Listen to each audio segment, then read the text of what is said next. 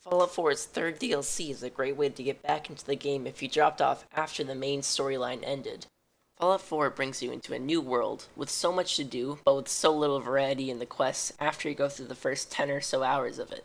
Bar Harbor, of course, shares a lot of these same aspects, but improves on some of it, giving the game a fresh breath of air at the beginning. The story of Far Harbor starts off with a new quest from Nick Valentine's detective agency. You have to go to the Nakano family, which lives in the northeastern part of the Commonwealth.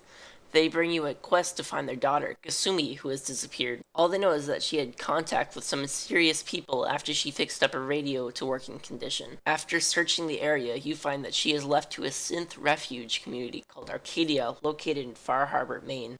One of the things the DLC gets right are the new factions, Arcadia, Far Harbor, and the Children of Adam. They each also have different vibes to them. Far Harbor seems harsh and unforgiving.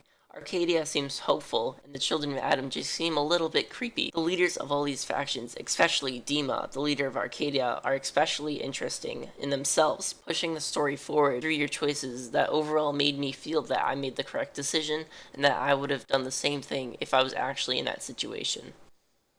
I'm not sure whether this is the biggest landmass in all of the DLC Bethesda has made to date, but I know there's a counter effect to how large the landmass is.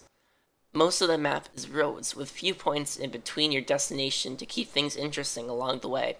I often got bored and eventually put on a podcast while playing to keep me going while there was nothing happening. These long walks became sort of common by the end of Far Harbor, making me ready to go back to the Commonwealth to visit some more lively and cheerful places like Diamond City or Vault 81. While roaming through the landmass, Bethesda also promised that there was going to be a radiated fog throughout. They weren't lying, but the fog only gives off about 1 rad per second, which would only require a rad away every 10 to 20 minutes. That said, there were also many creatures roaming throughout the fog that are completely different to anything you've ever seen in Fallout 4. From gulpers, frog crawlers, wolves, and anglers, you have to keep your eyes out for everything and anything while exploring the wasteland. For every bad thing in Far Harbor, there are 2 good things. The whole feel of the map is kind of, and always kept me on the edge of my seat. The only part that was completely new was a segment around halfway through the campaign where you had to solve a puzzle in the workshop mode in a simulation, and the end goal was getting these little creatures to and from one station to another. It was interesting, but I don't feel it should have been as long or as out of context as it was, even though it was a major plot point for the story itself. Fallout 4's Far Harbor is refreshing, but gets old relatively fast.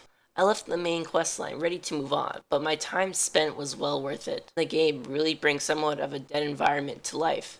This is why I would rate my experiences in Far Harbor an 8.5 out of 10.